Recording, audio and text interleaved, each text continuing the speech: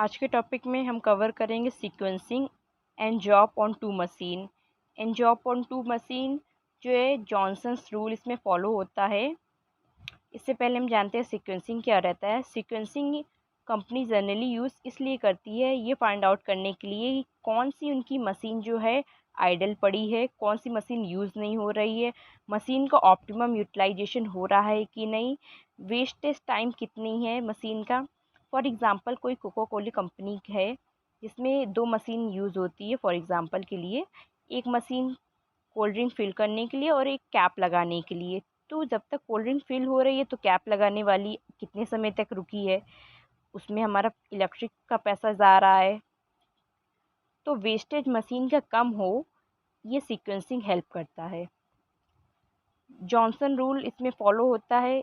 Johnson's algorithm क्या है? Johnson's algorithm ये है कि जॉब इन सीक्वेंस में, मतलब कि यही मशीन जो है सीक्वेंस में, किस सीक्वेंस में वर्क कर रही है। फॉर एग्जांपल कोल्ड ड्रिंक पहले फिल कर रही है, फिर जो इसमें कैप लग रहा है, फिर पैकेजिंग एक्सेट्रा, फिर इसमें प्रोसेस क्या हो रही है जो कि मैंने प्रोसेस बताई अभी, फिल करना, कैप लगाना और पैकेजिंग, फिर डिलीवरिंग भी होना, आउटपुट उसका क्या निकल के आ रहा है डिलीवर होने के बाद जो डिब्बे में रख रहे हैं, ये सब देखना।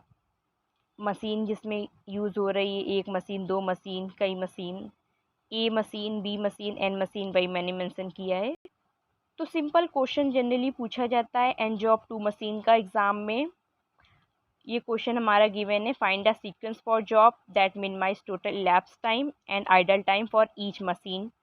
ये क्वेश्चन इस फॉर्मेट में गिवन होगा, हॉरिजेंटली आपको वर्टिकल फॉर्मेट में कन्वर्ट कर लेना है। इस फॉर्मेट में, तो इस फॉर्मेट में क्यों कन्वर्ट करना है? इस फॉर्मेट में इसलिए कन्वर्ट करना है ताकि हमारा सीक्वेंस निकालना आसान हो जाए। अब हम इस फॉर्मेट में देखेंगे कि एम मशीन में, M1 मशीन में और M2 मशीन में किस जॉब ने कम समय लिया। फॉर एग्ज़ाम्पल M1 ने जो है J2 जॉब ने 1 लिया, फिर उसके बाद 2 लिया, फिर 3 4। उसी तरह हम देखेंगे M1 में सबसे कम इसने लिया है, 1 ने। हम उसके लिए क्या बना लेंगे, एक बॉक्स बना लेंगे लाइक दैट। इस तरह बॉक्स बना लेंगे, देखेंगे कि M1 और M2 में किसने कम समय है, 1 है, जॉब 2 ने कम समय लिया है। तो M1 किस साइड है, लेफ़्ट साइड है, तो हम जॉब 2 को लेफ़्ट साइड लिख देंगे। फिर उसके बाद 2 है जो कि जॉब 1 ने कम समय लिया है, जो M2 है राइट साइड है में है, हम जॉब 1 लिख देंगे। 1 था, जॉब 2 ने लेफ़्ट साइड है इसलिए जॉब 2 लेफ़्ट साइड में लिखा। जॉब 1 जो है राइट साइड में है, M2, इस वजह से राइट साइड में लिखा। 2 के बाद 3 हुआ, जॉब 4 है, M1 जो है लेफ़्ट साइड में, इस वजह से हम J4 यहाँ पे लिखेंगे। उसके बाद सिंपल 4 है, जॉब 5, M2 किस साइड में है, राइट साइड में, इस वजह से राइट साइड में जॉब 5 लिखेंगे। अब बचा क्या, 1 हो गया, 2 हो गया, जॉब 3 बचा। ओके, समझ में आ गया। सिंपल हमें देखना है M मशीन और M2 मशीन में किस मशीन ने कम समय लिया है, उसके बाद एक के बाद एक चलते जाना है असेंडिंग ऑर्डर में। M1 लेफ़्ट साइड में है तो उसका जॉब देखना है, लेफ़्ट साइड में लिखना है। M2 राइट साइड में है, उसका जॉब देखना है, राइट साइड में लिखना है। ये हमारा सीक्वेंस है, ये सीक्वेंस है हमारा। ओके, ये ऊपर हमारा फर्स्ट क्वेश्चन तो सॉल्व हो गया, सीक्वेंस फाइंड आउट करना है। अब that minimize the total elapse time, यही टोटल इलैप्स टाइम को हमारा मिनिमाइज करेगा। ये हम इस तरह से अगर हम जॉब को परफॉर्म करेंगे, फॉर एग्जांपल जॉब 1 हमारा जो है वर्क कर रहा है कोल्ड ड्रिंक फिल करने का, जॉब 2 जो है हमारा वर्क कर रहा है कोल्ड ड्रिंक जो है लाने के लिए, तो हम पहले कोल्ड ड्रिंक लाएंगे फिर उसे फिल करेंगे। इस तरह से जॉब हम परफॉर्म करेंगे जिससे कि हमारा टाइम भी बचेगा, पैसा भी बचेगा। सेकेंड क्वेश्चन था हमारा, find the idol time for each machine. Idle time हमें कैसे फाइंड आउट करना है, उसके लिए हमें जो है सबसे पहले हमें आइडल फाइंड आउट करने के लिए ये हम फॉर्मेट बनाएंगे। जो भी हमने सीक्वेंस फाइंड आउट किया है वो इस तरह लिख लेंगे। हमारा ये सीक्वेंस था ना, जॉब 2 पहले परफॉर्म करना था, फिर 4 3 5 और फिर जॉब 1 परफॉर्म करना था। सीक्वेंस हम इसमें लिख लेंगे। फिर M1 और M2 मशीन का इन और आउट फाइंड आउट करेंगे, किस लिए, आइडल टाइम फाइंड आउट करने के लिए। इसके लिए हमें क्वेश्चन को अपने सामने रखना होगा ताकि हम देखते रहें कि मशीन कितना समय ले रही है। तो वो वन मशीन ने जो है जैसे ही इंटर किया समय था 0, ये हम एज्यूम करते हैं। ओके, मान लो 7 बजे मशीन इंटर हुई तो 7:0 और उसके बाद आउट कितने समय में हो गए, 1 मिनट में हो गई जॉब टू 1 मिनट में आउट हो गई, तो 7:01। फिर जो है दूसरा जॉब आया 1 मिनट में, यही हम 1 मिनट लिख देंगे। फिर इसमें ऐड ऑन करेंगे जॉब 4 का मिनट, 3 मिनट जो कि 4। ओके, ये 4 जो है हम यहाँ पे लिख लेंगे। फिर ऐड कर देंगे जॉब 3 का टाइम, जॉब 3 का 9।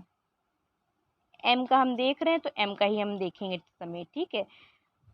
अब देखिए यहाँ पे ऐड करना था, ये हो जाएगा 13, 4 में 9 ऐड किया 13, यहाँ पे हम 13 लिख देंगे। जॉब 5 का टाइम देखेंगे क्या है, 10 है, यहाँ पे हो जाएगा 23 हम यहाँ पे मेंशन कर देंगे क्योंकि इसी समय पे आएगी दूसरी जॉब उसके तुरंत बाद। तो जो है लास्ट कितना है हमारा, जॉब 1 था। जॉब 1 की टाइमिंग क्या है, 5 मिनट में मशीन ने काम कर लिया, तो इसमें 5 ऐड कर लेंगे 28। अब एक मशीन ने काम कंप्लीट कर लिया 28 मिनट में, फॉर एग्जांपल 7:28 में, ठीक है, ये मशीन 1 ने काम कंप्लीट कर लिया। अब मशीन 2 का हम जॉब 2 देखेंगे। जॉब 2 मशीन 2 का 6 मिनट में काम कंप्लीट किया। ये हमेशा याद रखना, पहली जॉब में जो होगा, जो मशीन 1 का आउट होगा वो मशीन 2 का इन होगा, मतलब कि 1 मिनट हम यहाँ पे लिखेंगे, ठीक है। कितने मिनट में आउट हो गई थी, 6 मिनट में, 6 और 1 ऐड करेंगे 7। फिर हमको यहीं पे लिख लेना है इसी तरह रिपीट 7। जॉब 4 में 8 ऐड करना है, 7 और 8 15, ये 15 लिख लेना है। और जॉब 3 का देखना है कितना, 7 मिनट ले रहे हैं, 7 और 15 ऐड करेंगे, हमारा आएगा 22।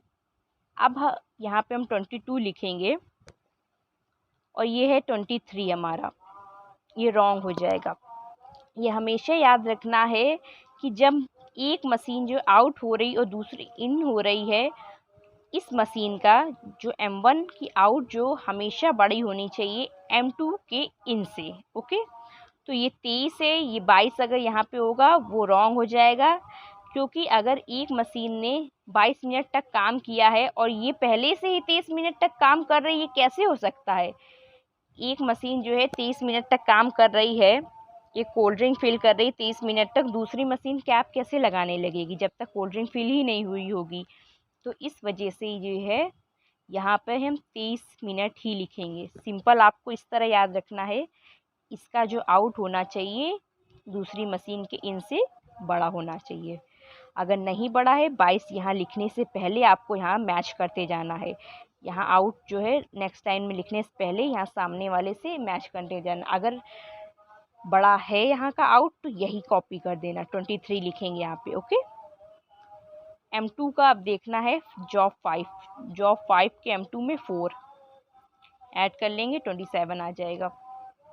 फिर वही आ गया है ना, तो 27 यहाँ पे 28 है, ये बड़ा है तो क्या कर देंगे, सिंपल 28 यही लिख देंगे, क्योंकि एक मशीन पहले ही काम कर रही है, दूसरी को वेट करना पड़ेगा 1 मिनट के लिए। यहाँ पे इस मशीन को वेट करना पड़ा और यहाँ पे एक और मशीन को वेट करना पड़ा था ये।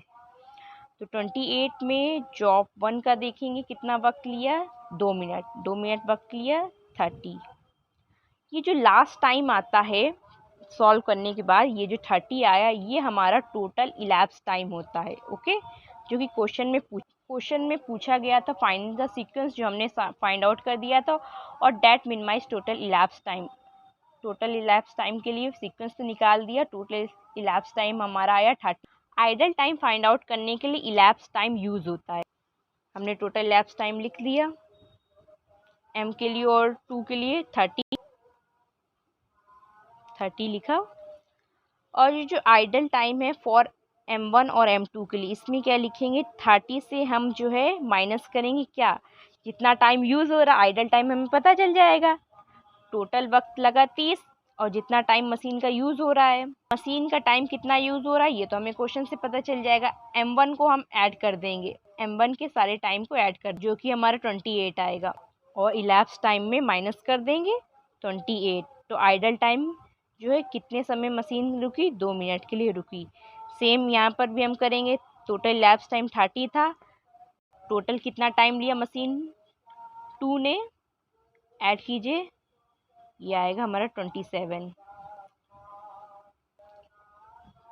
तो 27 हमने माइनस कर दिया, कितना आया 3 मिनट। आइडल टाइम था 1 मशीन के लिए 2 मिनट, 2 मशीन के लिए था 3 मिनट। ये हमारा आंसर आ गया। तो पार्ट ए और पार्ट बी दोनों सॉल्व हो गया, सीक्वेंस फाइंड आउट कर लिया और आइडल टाइम फाइंड आउट कर लिया। एक बार समरी हो जाए, क्वेश्चन को हम फिर से देख लेते हैं। इसमें सीक्वेंस निकालना होता है, कोई भी सवाल हो, कैसा भी सवाल हो, आपको इस फॉर्मेट में गिवन हो, सिंपल आप इस फॉर्मेट में कर लीजिए।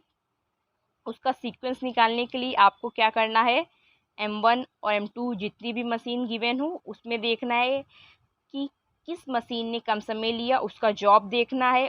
वो मशीन किस साइड में है, लेफ़्ट साइड में है, तो जॉब देखकर लेफ़्ट साइड में आपको लिख देना है।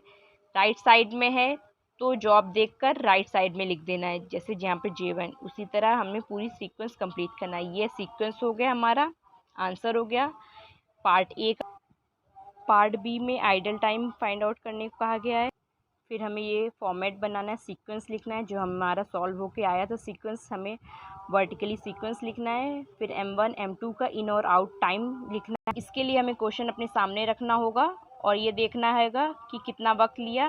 जैसे जॉब 2 ने 1 मिनट लिया तो 0 से 1 मिनट ऐड करते जाएंगे, फिर नेक्स्ट ऐड करेंगे।